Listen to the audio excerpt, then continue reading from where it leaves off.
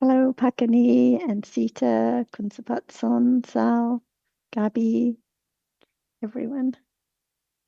Herbert, Sundra, everyone. Alberto, Alan, Kunopadon.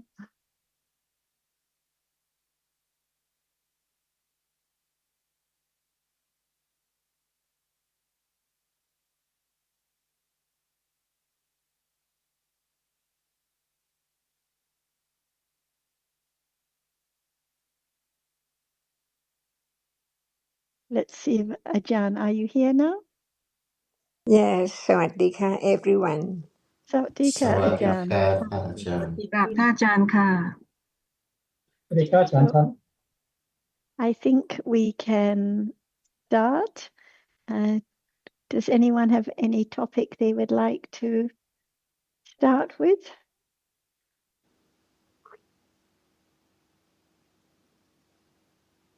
สวัสดีค่ะคุณซาร่า Kunsapatson, do you have any topic you would like to start with? Please go ahead. Yes, for the past a few weeks, I heard Kun Sarah said about trying is a wrong path, and I doubted whether why the trying to know reality is wrong path.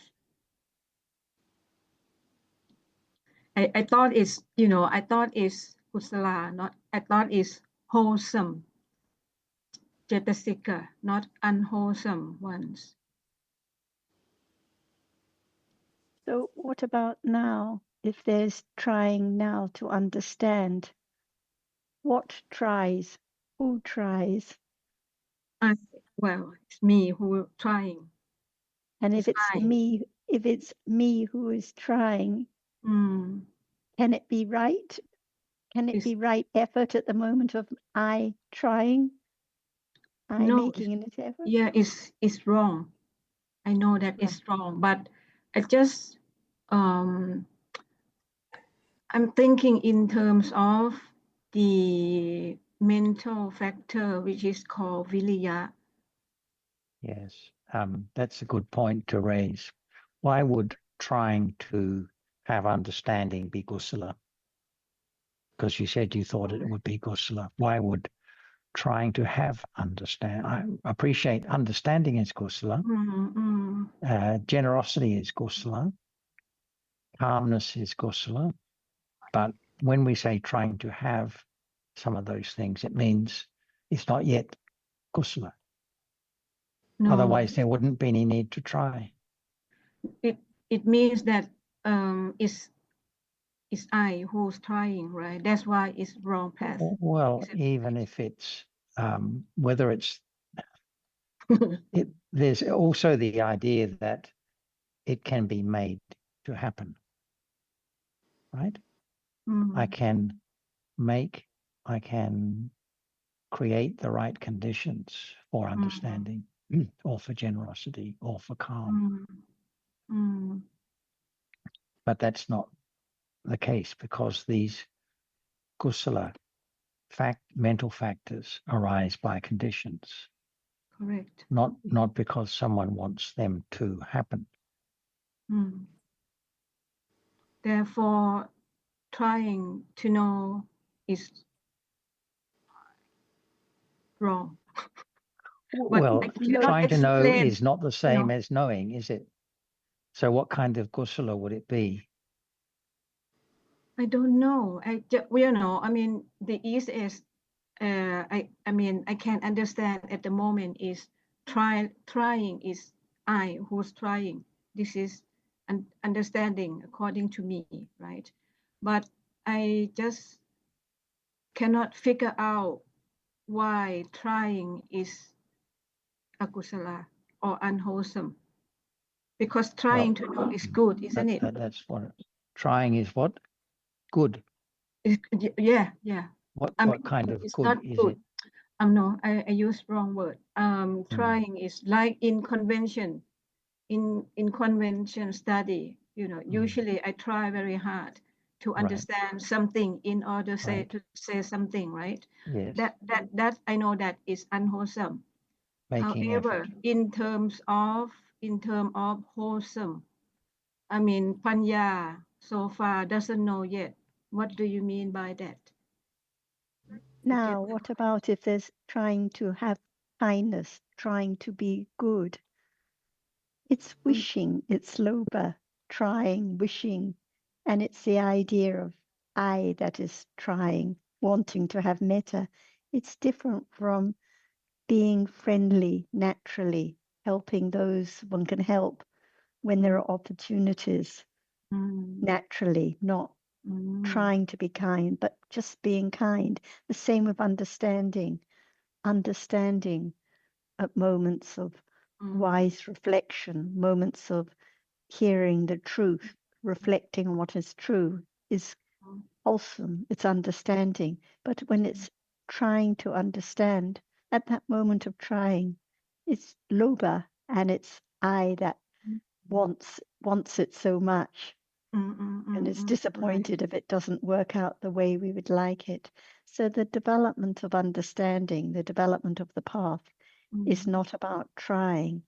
And virya, effort, arises with almost every chitta, not with seeing, hearing, smelling, tasting, touching, and other ahetuka, some other ahetuka chittas, but most of the time. So at moments of loba, there is virya, but it's akusala virya. At moments of dosa, there is virya, akusala virya. Moments of ignorance, virya is there, akusala. Moments of understanding or metta, virya is there naturally, not anyone trying to do anything. Well, I think I like the way you put is the word naturally, because very often, I mean, to tell the truth, some friend, I don't like him or her, and I try to be, metta, try to be, because I heard that metta is wholesome, but according to what I learned, this is a kusala, definitely. It's more akusala. Yeah, It's not the it's way not. trying to, it's like trying to change what is conditioned already, trying to stop the dosa, trying to make metta arise. It's not the understanding of dhammas arising by conditions. Behind it is the idea of I that can do it, I that can change what is conditioned now. Yeah, I So understand. the path has to develop very naturally with the understanding of dhammas as anatta, not in anyone's control, no matter now whether metta or dosa arises. It's by conditions, not by my wish, not by I trying to change it. So it's a good topic. It is. Yeah, and I understand. Well, let me, put something myself, right? I is therefore what I would do is learn. I mean, studying, considering the unkindness which happened. Correct? It's I studying the Studying unkindness. again. It's I trying again. So whatever arises, wise reflection, unwise reflection, considering metta, considering loba, each one, each moment, each dhamma arises by conditions. And the reason it's different from the conventional understanding you mentioned, like trying to work hard, trying to be good, trying to get this and that, is because the conventional understanding, all the ideas are rooted in the idea of I can do this, I can make resolutions. And that's why there's so much expectation and so much disappointment in life, because no one can control what arises. So it's not a matter of I trying to do, but letting understanding develop very naturally. Just consider what is happening. Correct? Like I feel. I mean, there's kindness between you and Kunsara. Between me, I'm talking to Kunsara. There's kindness, and therefore, Panya considering kindness. However, correct? Is it that way? by conditions. Yeah, Sometimes I there's know. understanding, I know sometimes that. no understanding. I So understand that no point. expectation, It's, no rule at all. it's not Because easy, because to sometimes talking there's about kindness but expectation. no understanding at all. So again, not I that has to consider, or I, otherwise it's like I trying to catch what is there. It's not easy because the self hinders all the time. I trying hinders all the time, wanting to get results, trying so hard. So therefore, can I use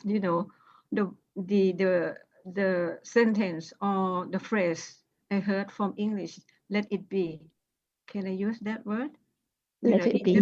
Even that can be misunderstood because no one to let it be. Yeah, But I know it is just as it is. yeah, Yes. just like that, right? It's just like that. But I understand that it's supposed to be wholesome, which it depends. But in order to remind myself that, oh, if there's unkindness, to someone, well, I talk to myself, okay, let it be, right? I mean, at the beginning, I don't mean that. It's gone. It's gone already. The unkindness yesterday has gone already. What about seeing now? Can you change the seeing to make it hearing? What about the unpleasant feeling? Can you make it into pleasant feeling? Well, if you put it that way, when Panya slowly developed, like I know that is I try to be this, I try to be that all the time, which is I don't mind, right? I understand that I cannot avoid having I. No, and so it can be understood, and it can be understood to be the wrong path, so it leads in the wrong direction. But even those moments of thinking of I trying, it can be even at those moments there can be understanding that it's true. This is not the way, because it's strong clinging at those moments, strong clinging with the idea of I that can do it, that can change it. But right now, the seeing is conditioned. No one can stop it arising. No one can make it anything different. No one can choose what is seen. And it's the same with kindness or understanding or annoyance or any other Dhamma. Each one is conditioned just the way it is. So it's a burden, the idea that I can do, I should do something. I understand.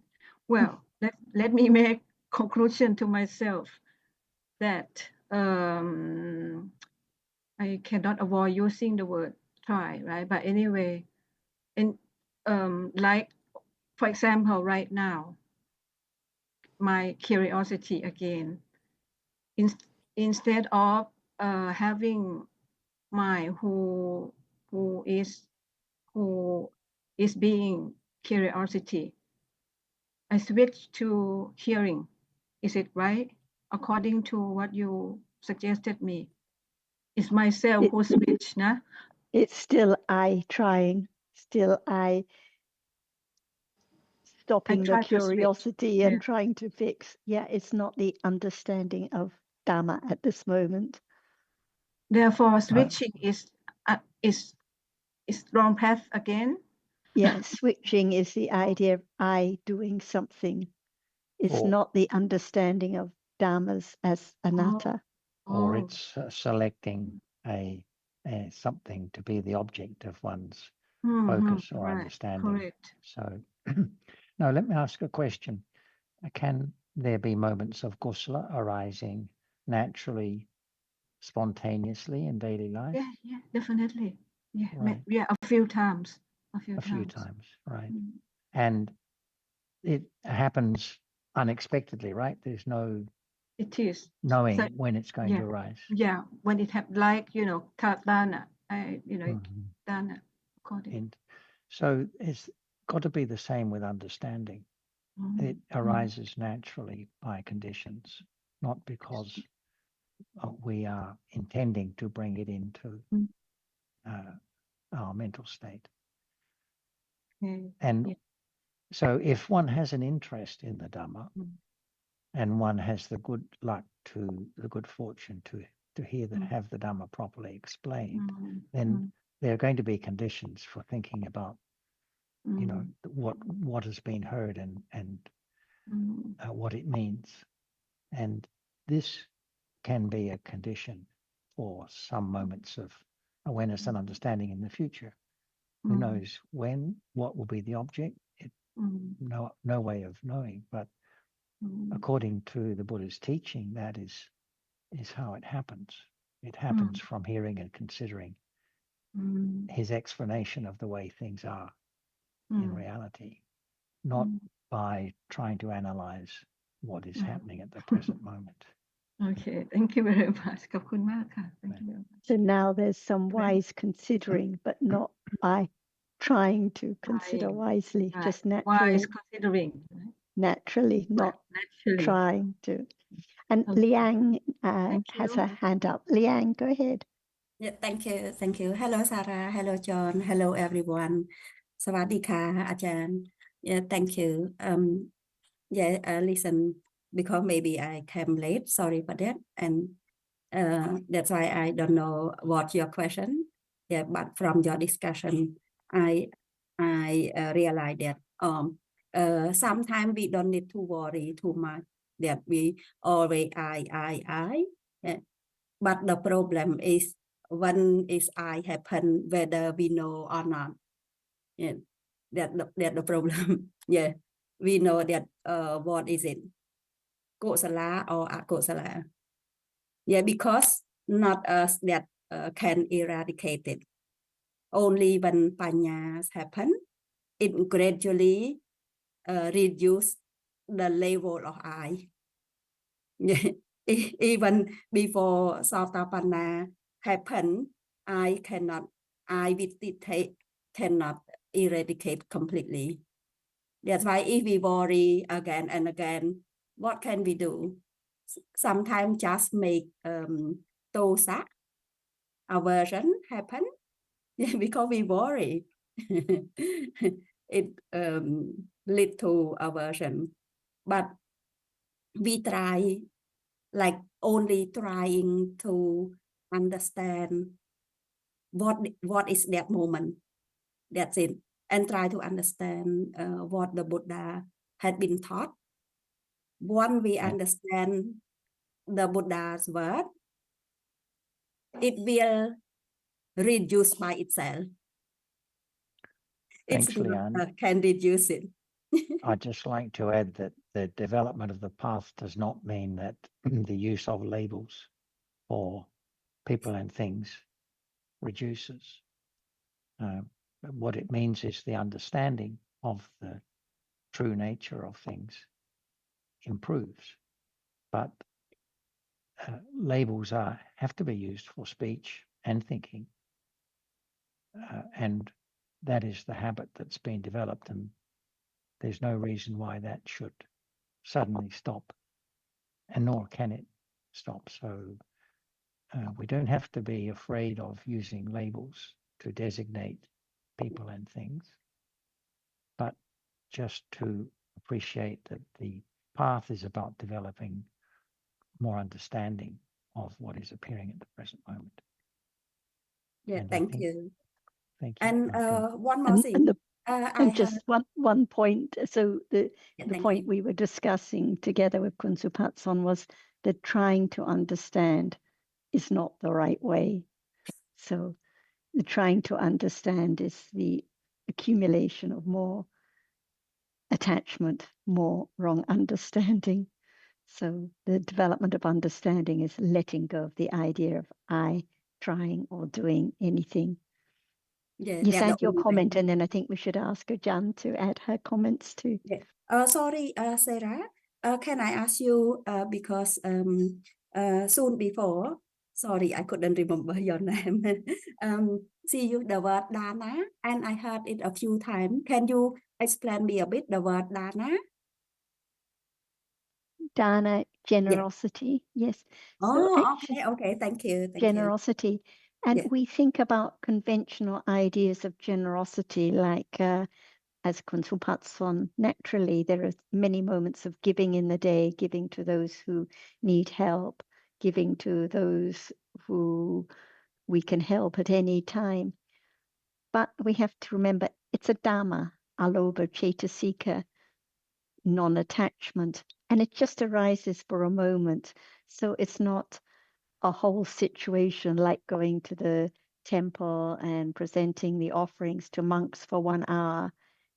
We're talking about different dharmas, and even the dana, the generosity, is anatta, not my generosity, not my goodness at Yeah. all. Can we use it? Can we use like in terms of donation interchangeably, like dana? Not interchangeably, because there can be making a donation with kusala or akusala citas, with moments of kusala and moments of akusala. What about the moments when we're so happy with our offering, or so happy that it's the other accepts it or appreciates it? Or what about the expectation that this will be the result? Or what about the trying to be kind? Are those moments kusala or akusala? So Yeah. by learning and considering more about dhammas as anatta, we learn that whatever arises, kusala or akusala or vipaka, it's just for a moment and then gone. It's not a situation, it's not a story, and it doesn't belong to me. Yeah, and thank you. It means that dana means generosity. It means only kusala, yeah? Only kusala. So moments of clinging to the gift or being so happy because it's one's own family member that is helped, or having some expectation or some disappointment that they don't like the gift. This is not, none of this is kusala, none of this is dana, even though from the outward appearance, it looks like it's all generosity, but only Panya can know. Only Panya can know what the reality is. We cannot tell by the appearance when we see others giving offerings. Only Panya can know at this moment. Yeah, thank you. Sorry, is there any relationship? Does it have any relationship to metta, karuna, mudita, and upekha, dana? Yes, so we're talking about different kinds of wholesomeness. At moments of metta, there must be aloba cetasika. There must be, it is a giving at that moment too. At moments of giving, helping others who are in trouble, generosity is there, compassion is there, metta is there, upeka, wholesome equanimity is there. So different mental factors. Usually the metta is always has metta, compassion, the Brahma Viharas you mentioned, must have beings as the object. Yeah, thank you. Beside metta, how about another three? Nothing related to dana? What do you mean related to, Liang? Like they're all different kinds of kusala, so not the same. Each one is different, has a different like characteristic. Before Sarah explained, like taking in the generosity in metta. That's why I would like to know that how about other three, like karuna, mudita, and upekha? They are explained as different kinds of kusala in the texts. So we can consider them as having a different characteristic or function. Yeah.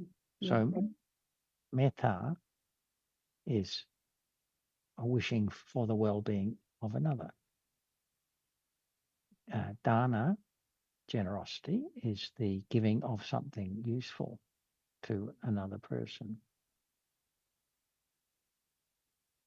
Compassion is wishing for the non-suffering of another being. So each is slightly different, but they are all kinds of kusala, mental states. And generosity is alobha cetasika, the opposite of attachment. Because instead of clinging to oneself, it is the caring for the welfare of others. So alobha cetasika arises with all kusala citas. That's why I made the comment. But when we talk about, for example, the giving of making an offering, then the alobha is there, but also metta, moments of kindness at those moments. So different cetasikas. I'm going to invite Ajahn to speak now because she's been patiently waiting, I'm sure. Thanks, Liang. These are all very good topics. We can come back to them a bit later if you like. Thank you.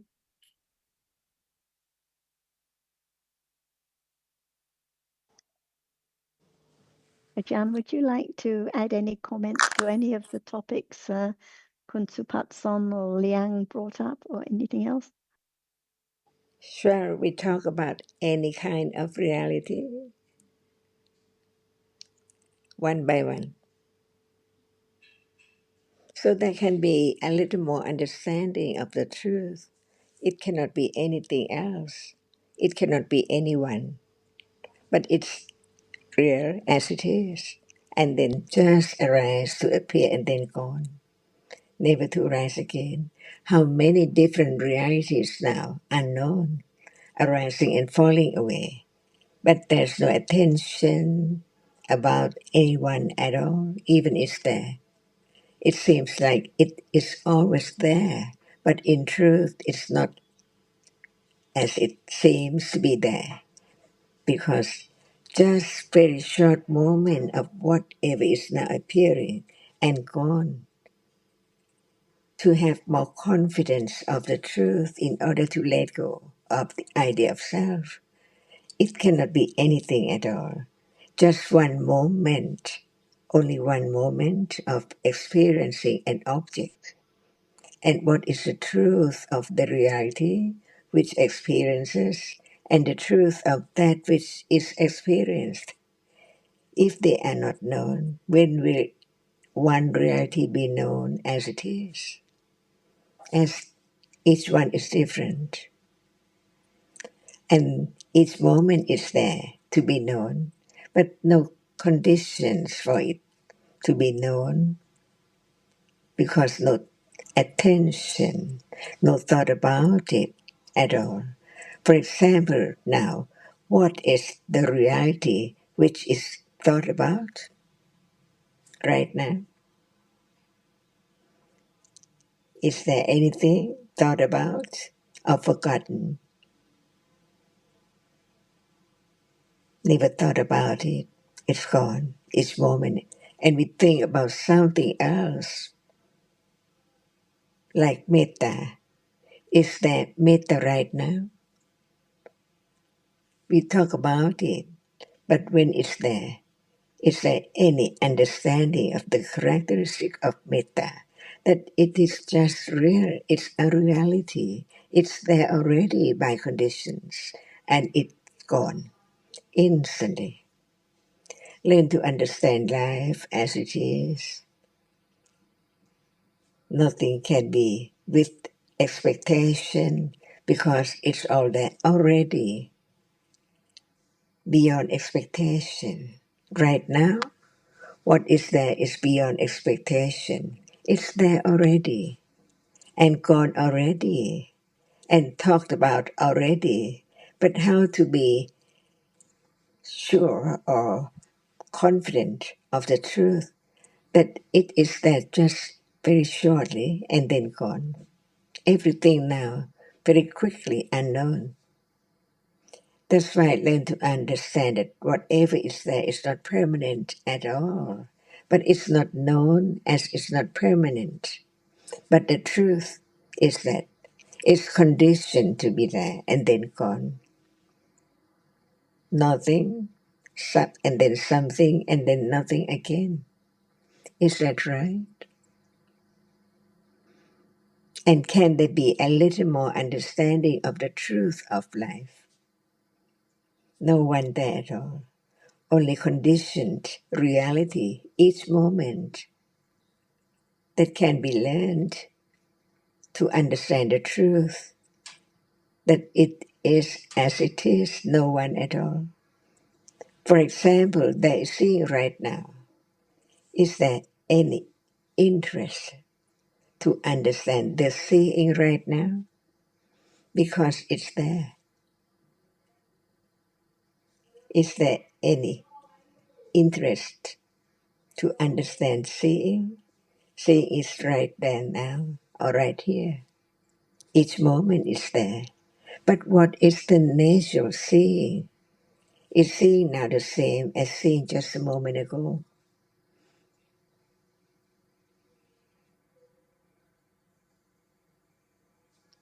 So if we do not have thought about seeing, it's there unknown all the time, right? Each moment is there unknown. That's why learn to understand what is there. Because when we talk about seeing, there is the understanding. No understanding seeing as we have heard about it yet. Is that right? Seeing Diane, is it's helpful for everyone if you answer Ajahn's questions. You can represent everyone. Thank you. Thank you. Thank you. Yeah, never. Most of the time, we normally don't, can I say I? Yeah. No, normally didn't recognize the word that is existing, like seeing. so again, shall we talk about it in order to remind what has been heard about seeing? Yes, we should. So what is seeing right now? Is it real? Yes, it's real. And see, why do we talk about whether it's real? Just to have attention to seeing, even just very shortly, but it's a moment of beginning to attend to the characteristic of seeing, to begin begin again, to consider it as it is. So what is seeing? Seeing is a reality that arise at the eye base to experience the visible objects and falls away instantly. You mean now? Now, keep arising and falling away now. No thought about it? I'll begin to think about it. Just begin to think about it. So how much in a day begin to think about it? In a day, like Today, like now. like now, only sometimes, not always. Really? Even sometime in the morning? Sometimes at night before sleeping. By conditions. Never Considering enough. about touching. Okay. And what about what is touch? What is it?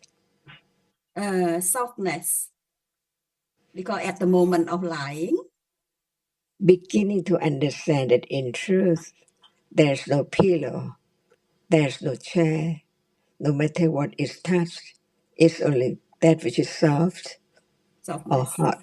Yeah. Only that in life, from moment to moment, this is the way to not forgetting about this moment, little by little.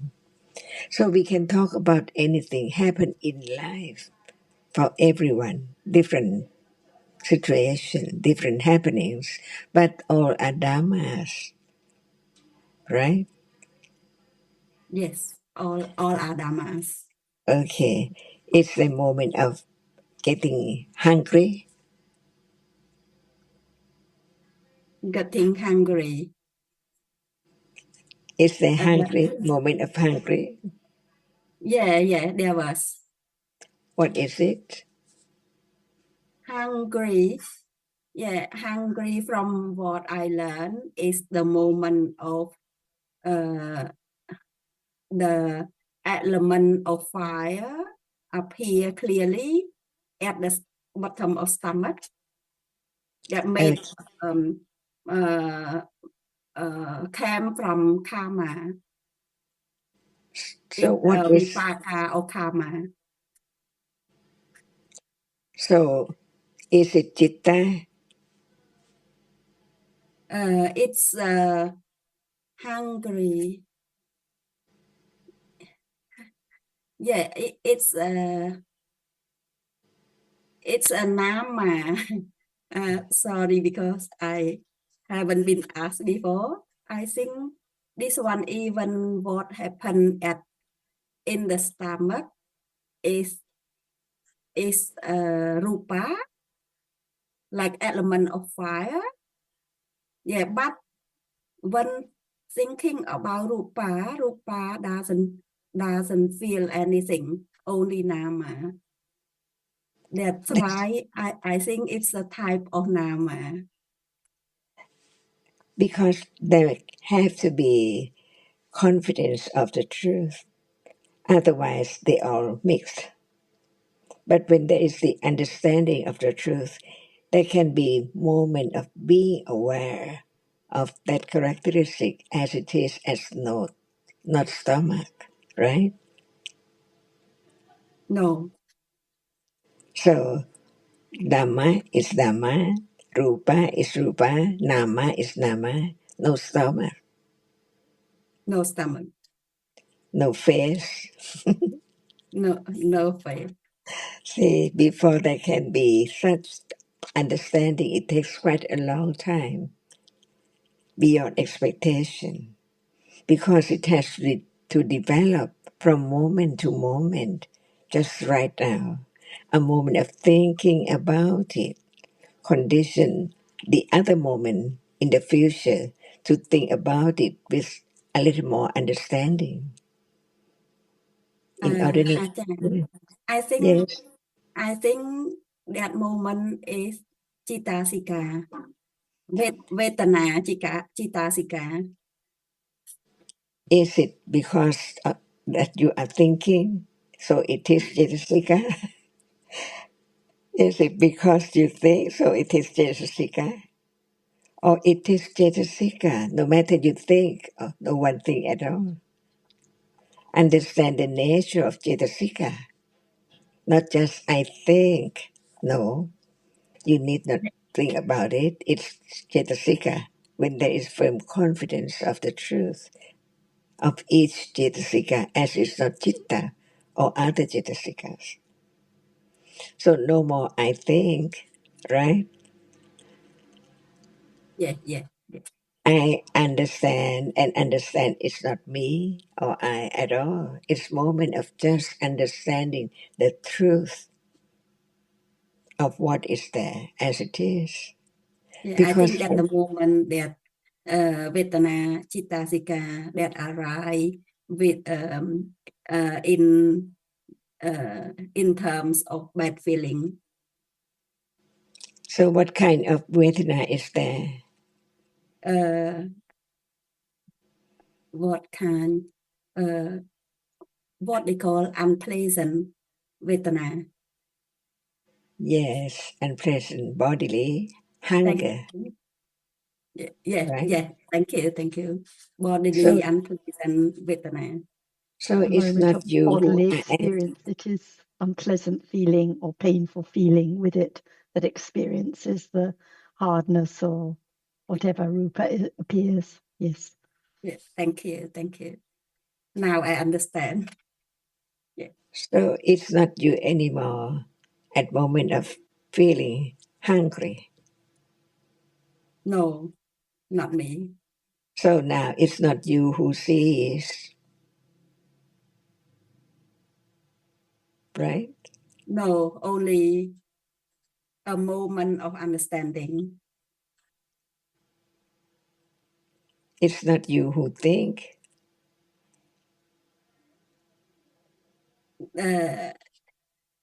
No. So what is thinking? Thinking is a conditioned Dhamma. It's kind of consciousness. Why is Nama?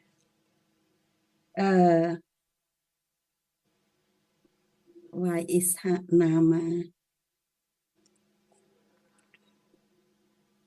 Why is Nama? Why thinking is Yeah, Nama?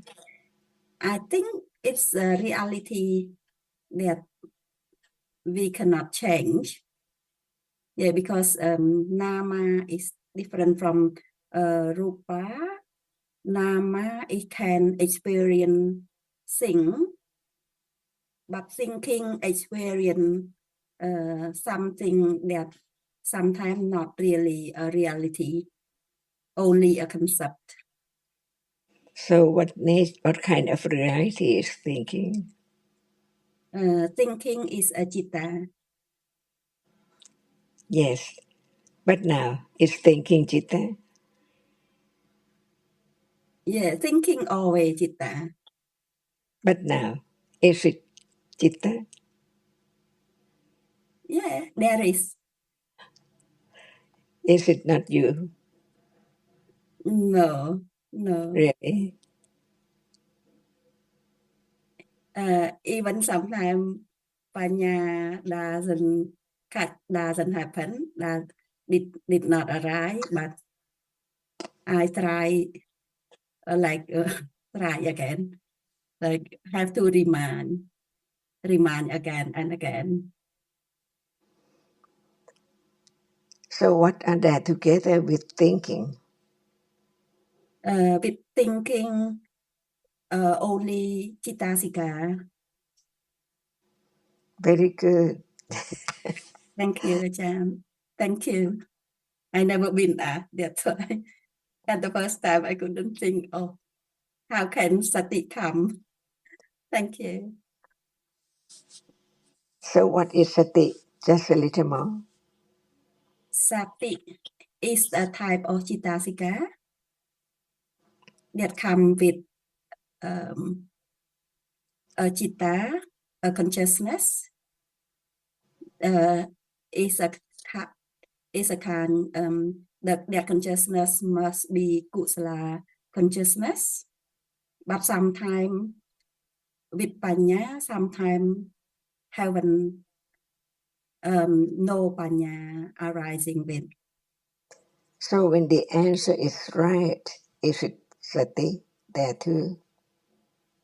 When the answer not really, yeah, because When, sometimes it's only a book understanding. but when it's right understanding, is there sati too? Always when right understanding, always with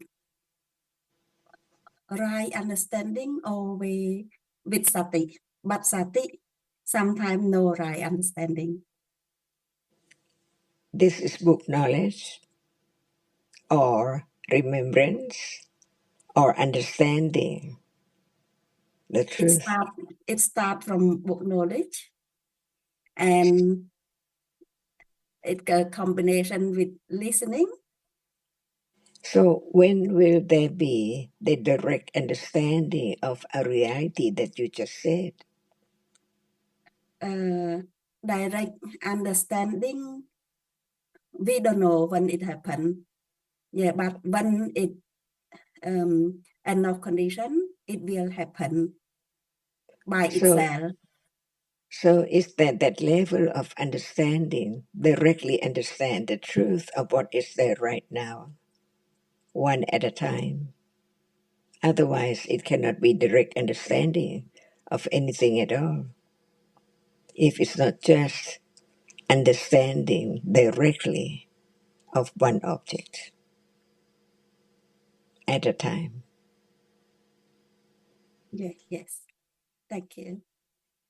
And what can be known right then? What can be known from which moment? Sorry. When it's direct understanding of whatever is now appearing, just one characteristic, one reality at a time. One direct understanding, the consciousness that just arrived soon before will be known. Is that the understanding of the characteristic of sati?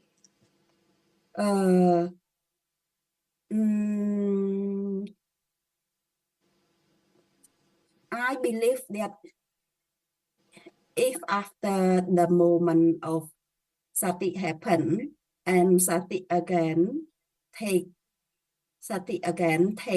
the previous one, I think it should be happen.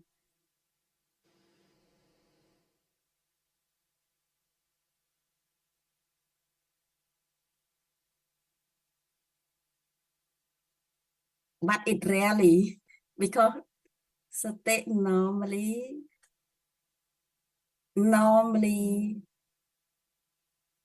like observe the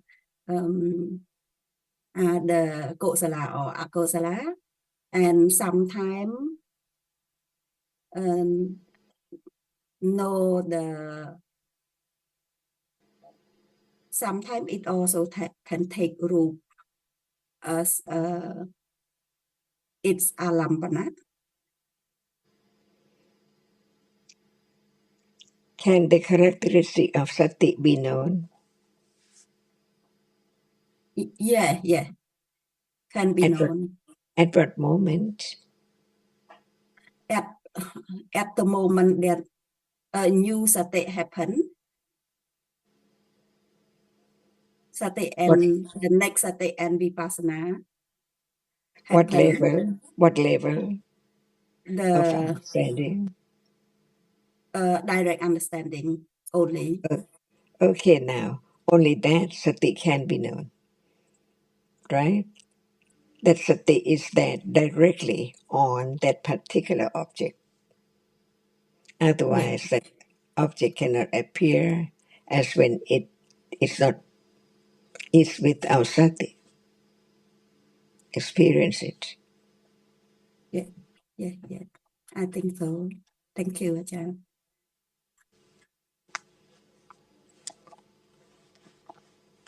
And what about generosity? Can anyone be generous? No. And at moments of generosity, is there any sati? Generosity. It's only sati always. If we talk about sati Chittasika, it's always there. Yeah, but not the sati like vipassana. Not when you say it's always there, it's always arises with kusala, moments of kusala. At those moments. Yes. What about understanding at moments of generosity? Is there understanding? Generosity, is there any understanding? Yeah. Sometimes. Yeah. There can be moments of, like Kuntapatson said, there can be moments of generosity naturally in the day, very often in the day, but usually it's afterwards it's taken for mine, usually no understanding of the generosity as a Dhamma. So there can be moments of generosity with aloba, with generosity, but not always. Those who have never heard the Buddha's teachings, no development of understanding, but may have accumulations for a lot of generosity. So it's a Dhamma, also anatta, nothing to do with making an offering for a long time in the temple, for example, just a different Dhamma arising by conditions and anatta. Yeah, thank you. But I have a lot to learn more about generosity. I'm not 100% clear yet, but you have a lot. Thank you. I'd like to ask Sylvia if you have anything you would like to bring up or anything that's not clear, because we didn't see you for a couple of weeks. I know you weren't well. Anything that hasn't been clear from the discussions you've been listening to, Sylvia? Or anything you'd like to just ask about anyway?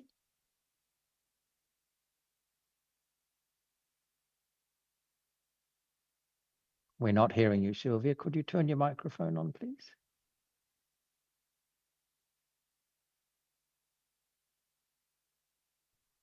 That better? Okay. Yes, So, we can hear you. Thanks. oh, good. I must say that I find whenever I'm not sure about something, sort of just reflecting on anatta and no I and nothing there kind of takes you full circle. So I haven't really got anything bothering me. I think something I was contemplating yesterday was nibbana. And I think I probably had a moment of sort of awareness of what it was. I think I conceptually in the past had thought that nibbana is a state of being or a state of mind. But when I contemplated what in reality that means, is it's just the falling away completely of conditioned realities. Am I correct there? That is what nibbana is, and that is when you no longer get reborn into this life. So they are conditioned, but the conditions no longer exist. Could you perhaps put that in different words for me? So no conditions exist, so it is the reality that is not conditioned. It doesn't arise, it doesn't fall away, it Yes. doesn't come to be by conditions. Now there's so much clinging and ignorance about what is conditioned, clinging to what's seen, clinging to what's heard, clinging to the generosity, aversion to the hunger pains, and so on. So for the very wise, there is the understanding that whatever arises is unsatisfactory. It is dukkha, and it is dangerous. And there is the gradual turning away through the development of right understanding from what is conditioned and dangerous, and the realization of the reality that is unconditioned. And when the path has been fully developed and there are no defilements remaining, like you say, no conditions for life to continue, for a new birth to arise, through having seen the danger of whatever is conditioned now, even the metta, even the panya, whatever arises is unsatisfactory. It's not a refuge, because it is anatta, as you said, and it's gone instantly. Yeah. But if there's no understanding of the conditioned dharmas now, not just intellectually or by book knowledge, as Ajahn mentioned, but directly through the development of path, then there cannot really be any wise consideration about what the unconditioned Dharma is. So it depends on the understanding of what is conditioned to lead to the understanding and realization of what is unconditioned. Mm-hmm. Mm-hmm. And I think it's very difficult to say what Nibbana is or isn't, Sylvia, because the texts are not exactly clear on this, so it's a bit speculative, but you're quite correct to say that it is not a state of mind. It's not a place either. And it is something that is the object of the moment of consciousness at each of the 4 stages of enlightenment, but not otherwise, with some exceptions. But for many enlightened beings who attain final enlightenment, there will be the experiencing of Nibbana just at the 4 path moments leading up to final enlightenment. And at the death at the end, or the fully enlightened being, that's there's no more Nibbana either, because there's no consciousness to experience it. Yeah.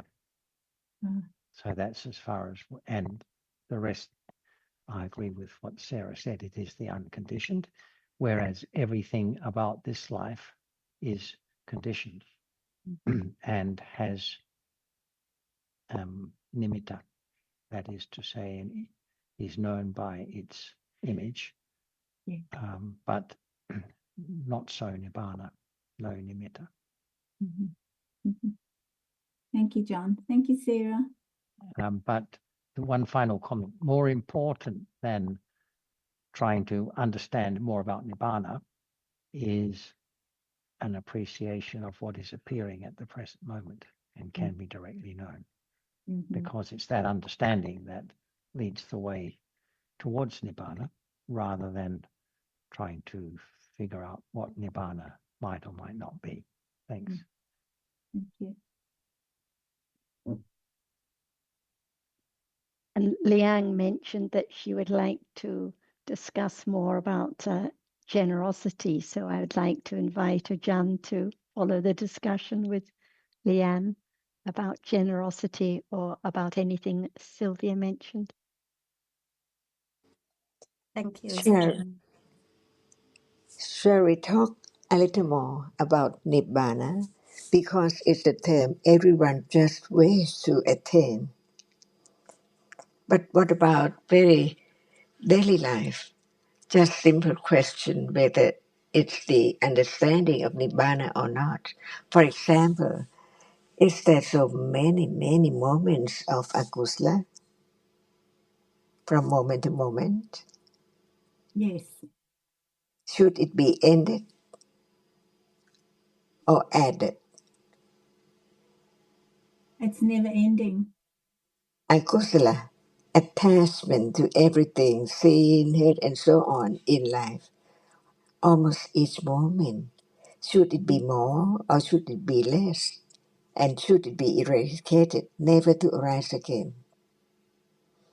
Otherwise, why the word Nibbana can be known? What does it mean? The end of akusala and akusala, no more conditions for whatever arise. Better than just arise and falls away and never arise again, on and on and on. That's why understand the truth of life and begin to see the danger of ignorance and attachment, the cause of the whole life in samsara. As long as it's there, there must be life. Keep on seeing, hearing, smelling, tasting, touching, thinking, all in a day, no matter what life What kind of plane life is there? There must be seeing, hearing again and again. No understanding, no end at all. So understanding that whatever arises is not permanent, and there are many conditions for the unpleasant life, because people just expect to have the pleasant life, but no one can have whatever they want at all. All are dharmas, not anyone. Ignorance, taking what is there as I and something in life from birth to the end to death. Shall it be ended? No more arising of that which no one can stop the way it is. So begin to understand what is meant by Nibbana, because Nibbana is Kilesa Nibbana. No more arising of Kilesa. But not just want it to be, but understand what conditioned life to keep on, go on, arising and falling away. And without the conditions, it has to be ended. No more at all. That's why what is meant by Nibbana is the end of akusala, and finally the end of anything conditioned to arise.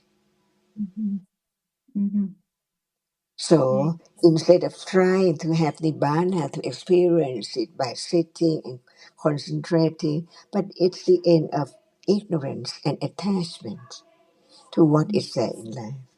Begin to understand Nibbana. Otherwise, what is meant by Nibbana? What is the most precious moment in life? The understanding of the truth that whatever arises is conditioned, not permanent at all. No one can change it where it is, because nothing can be taken to be something permanent as atta, something, or I at all. So learn to understand life little by little. It conditions the moment of seeing the danger of that.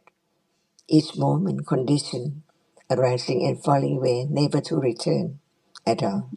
So now the glimpse of what Nibbana is, the end of akusala, unwholesome realities, attachment, aversion, ignorance, ego, conceit, and so on. So beginning to see that when nothing arises, no pain, no dukkha at all. So we can talk about the truth of what is there. It can be learned to see its danger, the danger of akusala, all kinds of akusala, and also the danger of kusala, because as long as it is the cause, as wholesome cause, it conditions the whole result. But what about the number of unwholesome reality accumulated? See, that's why just learn to be truthful to the truth. Only right understanding, clear understanding, stage by stage, can condition moment of letting go, ignorance and attachment, because from hearing it's so true, but it does not appear as it is. So there must be the moment when it's developed to the degree that it is not just thinking about seeing, it's not permanent. There are how many cetasikas arising with seeing, that is thinking. But the nature of seeing does not appear if we keep on. Just remember the number of the citta or cetasika or rupa. But now the characteristic of the word, the Dhamma that Buddha said after his enlightenment, all Dhammas, any realities, all Dhammas, no matter what, is anatta. No one, no thing, it's there and then gone by condition. Nothing can arise without its proper condition at all. That's why we learn to understand the characteristic of what is there. When time comes, when there are Dhamma discussion, a little more understanding, a little more conditions to be moment of attending to the characteristic of what is there that we have learned. For example, seeing right now. It sees, it arises, it falls away. No thought about it. But learn about the truth that it's not permanent. That, and what are conditions for its arising and how many number of cetasika arising and so on. But the nature of that, which is that Dhamma. So just from the one word Dhamma, all are Dhammas.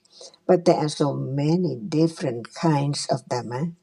But the main category, the category of the reality which arises and experience the object is real.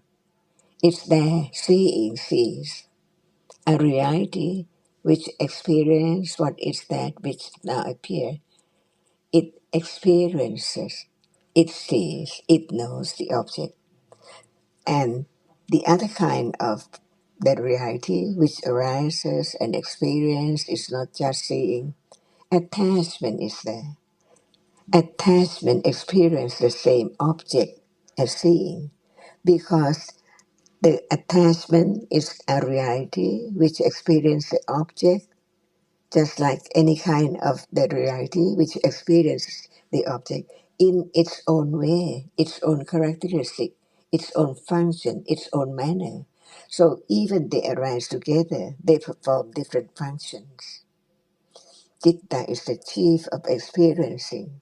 Citta, what appears now as something, because the seeing sees it clearly. Otherwise, how can it be known? What is there? Is a very pale pink or very red, scarlet, and so on. Different level, different what appears by seeing, experiencing it, so it appears well. It means just the object. So it's the chief of experiencing the object, but not like understanding. It never understands anything because it's the only the reality which arises just to experience the object clearly, clearer than the other mental factors which experience the same object arising together, fall away together, but performs different function as different cetasikas.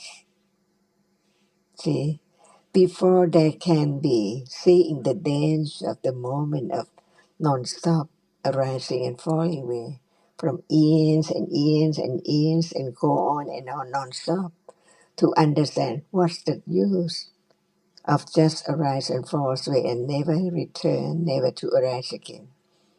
So useless to arise from nothing and then something and nothing again. That's why learn to understand the truth as it's just different kinds of reality, conditioned to arise to be such and such, and then gone. No matter when, right now, it is as it is before, and on and on. So learn to understand the truth, and the understanding the truth of a reality performs its function. Understanding let go.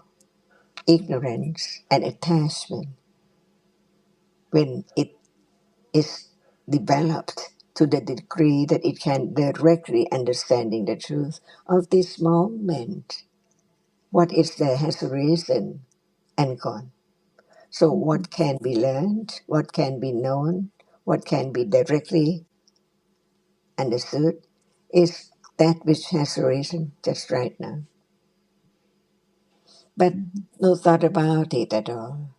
That's why hearing about the truth, little by little, condition the moment of right path to understand, to realize the truth. Not just dream about Nibbana. What is it? Just want to experience it. But what is it? It's the end of akusla and the end of conditioned reality when it's higher stage. So now just begin not to forget what we are talking about is there right now, but no understanding of the truth yet, no attention to it. But the more understanding of the truth of what is there as seeing, right now. Any time there is seeing in a day, there must be seeing to be known. But if there is no understanding of it at all, how can it be known? That's why we talk about seeing, why we talk about thinking, why we talk about whatever is there in life each moment. Anything, any life, what is there, it can be learned. That is just there when it's there and then gone, never to be found, never to arise again. This is so true, and this is Dhamma. And Satya, the truth of life, is that what is conditioned to arise falls away instantly. All are Dhammas, not just that which arises and falls away. Whatever is real is Dhamma. It's real, but it's different. That's why there are different kinds of reality, Citta, Cetasika, and Rupa. Just understand, little by little. Nothing can be taken for something at all, even I, or anyone, or anything. So we learn about what is there any moment, to condition moment of understanding, to condition moment of begin to attend to the characteristic which is there.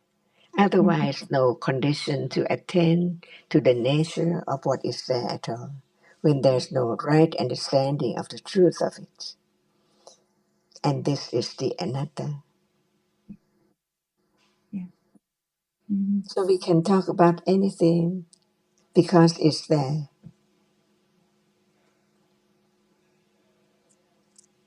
Seeing, hearing, liking, disliking, taste, color, and so on. Accident or whatever, all are dhammas. Yes.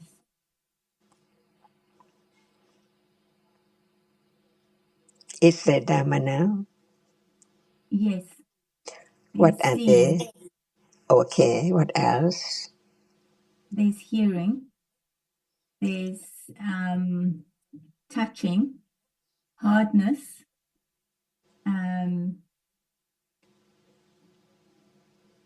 and then there's the thinking that rises with it. And they've all fallen away already. By the time you're thinking about it, they already have fallen away, broken up, and already gone. That's why just learning about the truth that they are all there, nothing else, only different realities in a moment and then gone, can condition moment of beginning to think about what is there in Yes. or at any situation, driving, accident, or hearing, or anything, listening to the music, opera, and so on, any moment, by conditions. And at that very moment, the understanding of anatthaness begin to develop Yes. Yes. little by little. And Little by this is the way Buddha taught, the three levels of Ariya Satya.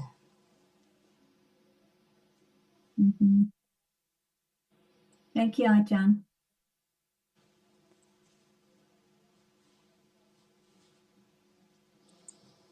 Good to have you back, Sylvia, and Liang too.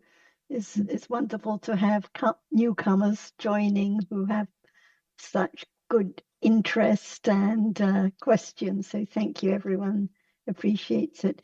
Does anyone else have anything they would like to bring up today? Sorry if Go I ahead. may. Because just now Ajahn talks about Nibbana.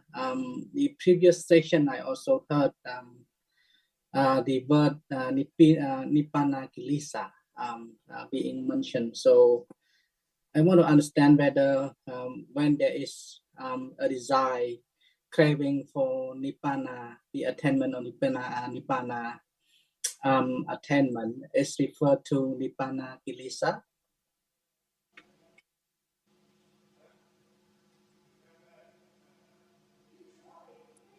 No, Nibbana Kalesa refers to when at the attaining of arahatship, when the defilements are eradicated. So moments of craving for nibbana, like I chatted to Kunsupatson about. It's a kusala, no kusala at those moments of craving or wishing or trying to achieve nibbana. So kilesa nibbana is when no more clinging, no more ignorance is there. Meaning that the eradication of kilesa. Yes. So when talking about nibbana, there is kilesa nibbana, which is the eradication of defilements, which Ajahn was referring to. But the khandhas still arise and fall away. So the other kind of nibbana referred to is khandha parinibbana, when there's no more arising of the khandhas at parinibbana, at the death of the arahat. So the first one is referred to as sa upadi sesa nibbana, and the second as anupadi sesa nibbana. It means no more fragments which arising as a result of karma and clinging in the past. So kilesa nibbana is at the moment of attaining arahatship, eradications of all, even the most subtle clinging, the most subtle ignorance, all defilements eradicated. Thank you, Sarah. Two important moments that Sarah just explained. The first is the attainment of arahatship, and that's the kilesa nibbana. And the second is the death of the arahat, the death of the person who's already attained arahatship, and that is the khandha nibbana, because it marks the eradication, the cessation of the khandhas completely. Thanks.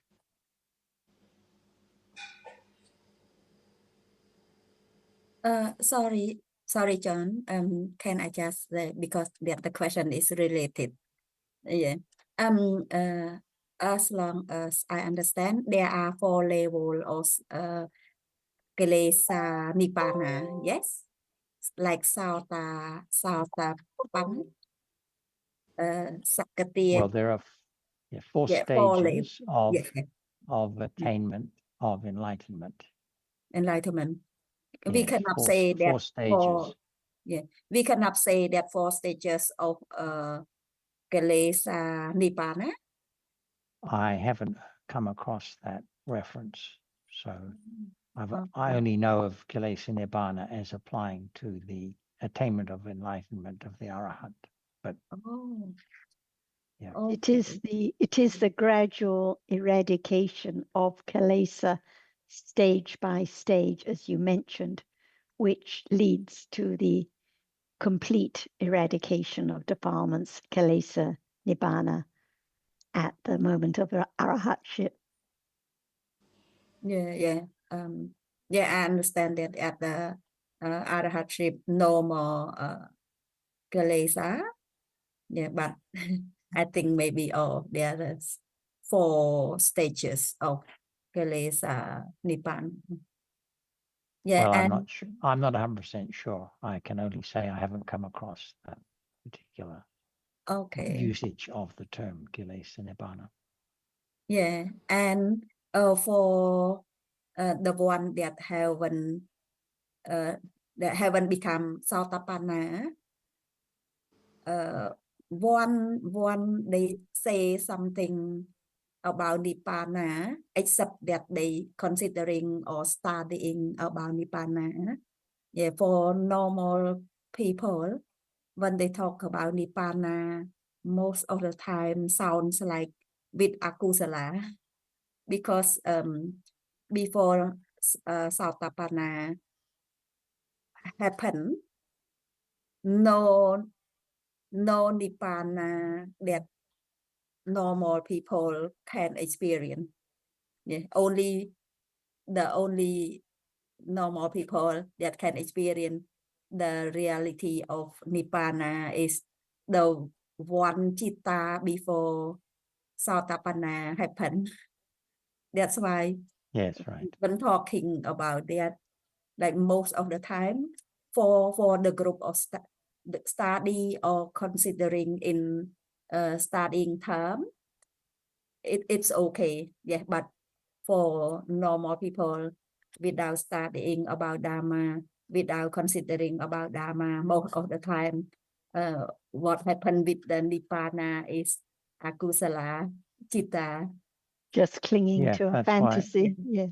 I was suggesting to Sylvia that although we are curious about Nibbana, it actually doesn't really help to explore that curiosity very much.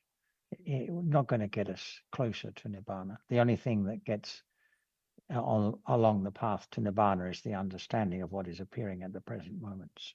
And for that understanding to begin to develop, one doesn't have to know anything about Nibbana at all. Actually. But it is a gradual path, Liang. So as the understanding develops, as Ajahn mentioned, when it is direct understanding, it's not like now just remembering what we've heard or read. And the direct understanding leads to the clear understanding, the development of vipassana understanding, and it leads to the realization of the danger of conditioned dharmas and the turning away from conditioned dharmas closer and closer to realizing nibbana. So more and more understanding, more and more confidence about what the path is. So it's a gradual path.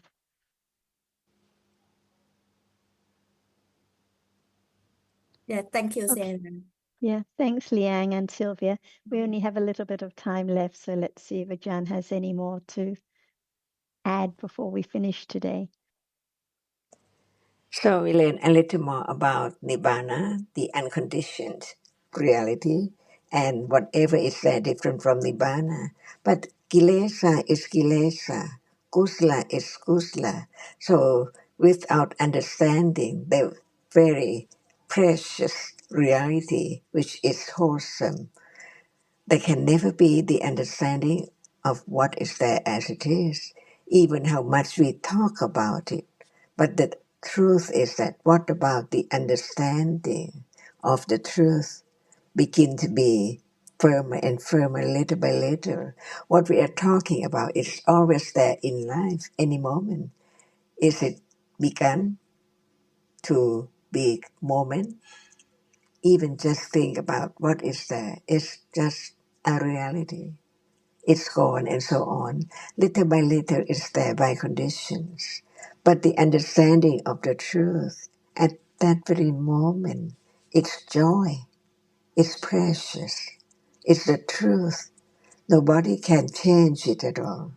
Whatever arises, the first moment in life, gone. Each moment, what arises, gone, never to return at all. So how can it be something or someone? In truth, just understanding, begin to understand the truth, to let go, the clinging to the idea of I, which is wrong. It's gone forever. How can it belong to anyone or how can it be someone? That's why this kind of understanding, they can be smiling, right? It's just like that, gone. And live just as by conditioned each day. Not try to change, and even that is very subtle idea of self. That's why the path is so very, very subtle, and only right understanding of the trick of attachment and ignorance can let go. Wrong understanding, even is so very subtle, it can be known. So right understanding can understand whatever is there, beginning to understand a reality which understand the truth, because the truth is the truth. Seeing is there to be known from hearing again and again and again. By condition, no one can select the object to be seen at all. It's there already, and it conditions other realities, feeling, remembering, and so on. That's why what is there in life is not known until Buddha taught about it. To understand what is there is not far away from what you take the body, and everything is there. The eye sense, the object which it impinges on the eye base, and the seeing. And no doubt why only seeing is now appearing, because it sees. So the object which is seen is there.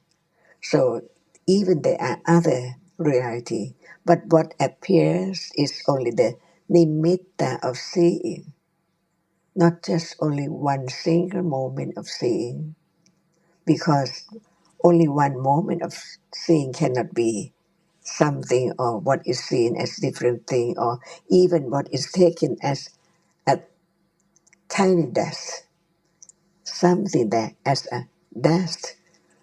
See how deep reality is. Only the teaching of the Buddha will lead to the moment of realization of the truth beyond imagination. Thinking about understanding one reality, see? Otherwise, how can it be understanding if they are all together, many things together? Can there be understanding of everything at once? Impossible. That's why thinking about understanding, we talk about just one reality in order to understand that reality clearly or a little more. That seeing is the moment of that which arises when the object impinges on the eye base, and it arises there and then gone. The other moment cannot see, but it appears as seeing. What about the citta before seeing or the citta after seeing? They cannot be known because they do not perform the function of seeing the object which is seen now. See, who conditioned that? No one, all by conditions. And how far and how long will it get clearer, stronger, enough to let go attachment to seeing, and not just only seeing? What about other things? Hearing, smelling, present moment, present feeling, memory about this and in a day, until nothing a strong understanding can take what is there as something. That is the realization of the Buddha, much greater than we are talking about now at all, much more. No one can imagine at all what is that moment of realization, and depending on the accumulation to be what level, how great, how enormous of understanding of the truth that we learn to know from hearing and considering to understand ignorance and attachment so far apart. And it's time now. สวัสดีค่ะ everyone. Yeah, thank you อาจารย์ สวัสดีค่ะอาจารย์ Chan Kra. Swadee Krap, Than Ajahn. Okay, bye bye Thank you very much, everyone. Ajahn.